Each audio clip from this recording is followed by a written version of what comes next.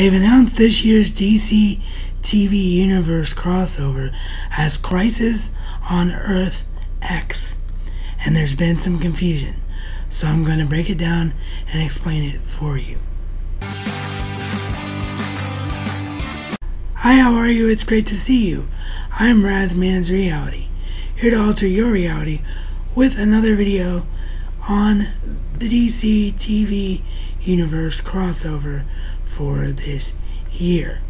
So if this is your first time here and film, TV, and comics is your passion, then be sure to hit that subscribe button and ring that bell notification icon so that you don't miss anything. It's being confirmed that this year's crossover is going to be Crisis on Earth X. And the reason that I wanted to make this video is that I've seen a lot of confusion because people are saying, is this Crisis on Infinite Earths? Is this Crisis on Earth 10? Or is it Crisis on Earth X?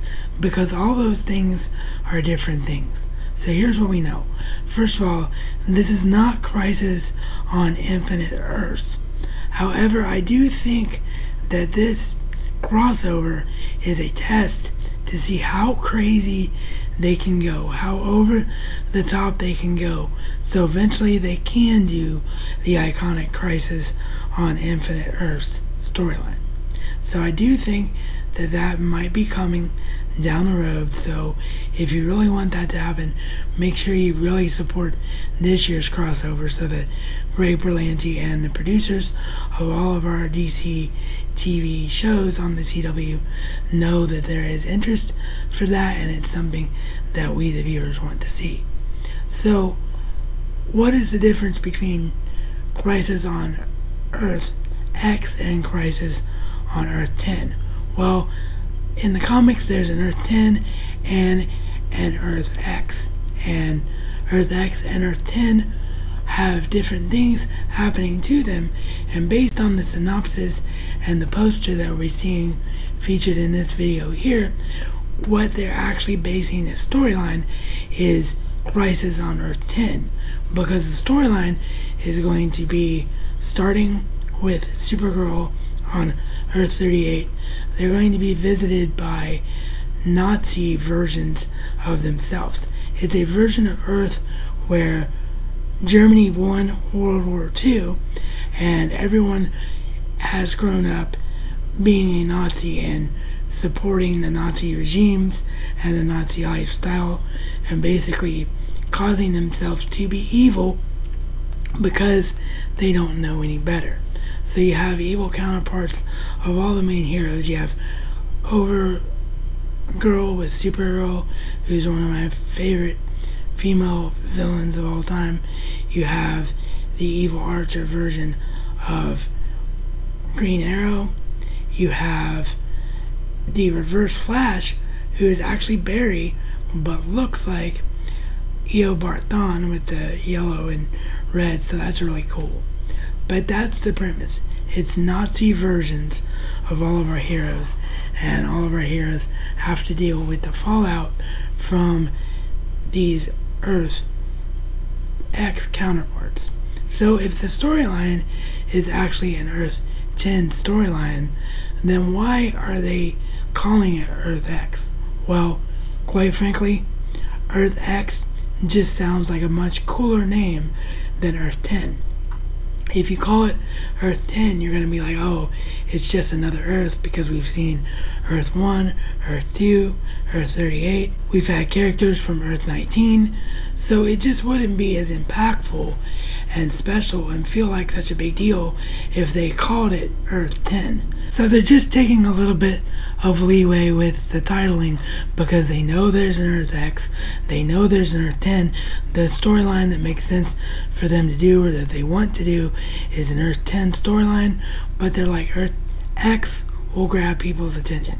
So we can just combine two pieces of comic book lore, which is something that the creators do a lot on all the shows in terms of how the shows are presented. Like the whole Savitar thing last year was actually a combination of the real future Flash storyline from the comics and using a villain in Savitar who has a slightly different origin. So it's not the first time that the producers have played with comic book lore to make a TV show work for an audience that doesn't follow comic books but loves superheroes.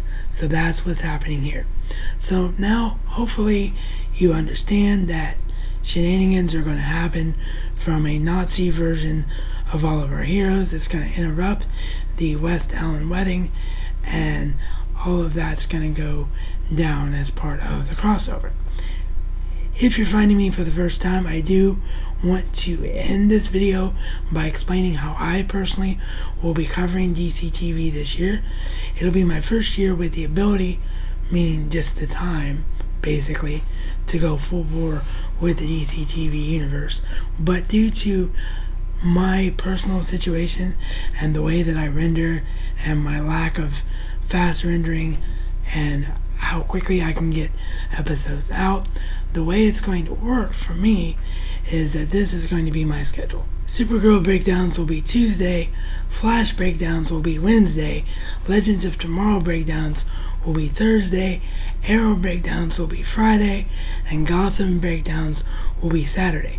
With the exception of this Friday, because Arrow hasn't started yet, so I'm going to start doing Gotham this Friday and playing catch up because I wasn't able to break down episode 1 of season 4 due to my microphone breaking and having to buy a new one. So we're going to do episode 1 of season 4 and episode 2 of season 4 on Friday, and then when the other DC TV shows are back, like I said, that will be on Saturday. So I hope that clears up what my schedule is going to be, and I hope to see you around for all of the DCTV awesomeness this year. If you haven't already subscribed, you can do so right now by hitting the round subscribe icon to my left. For more DCTV goodness from me, you can find out how I think The Flash should have defeated Savitar in The Flash Season 3, and support RazMansReality on Patreon. And as always, this has been your RazMansReality check.